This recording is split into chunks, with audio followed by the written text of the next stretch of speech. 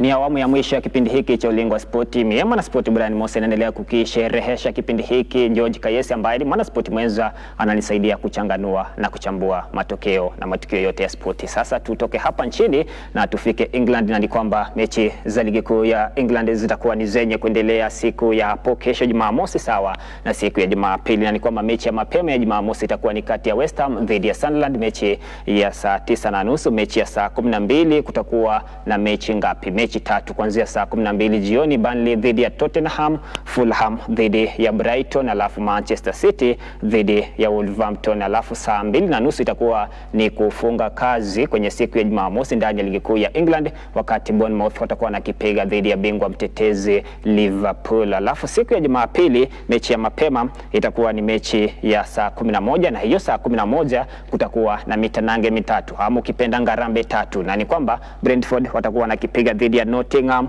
Crystal Palace nao watakuwa ni wenye kucheza dhidi ya Chelsea.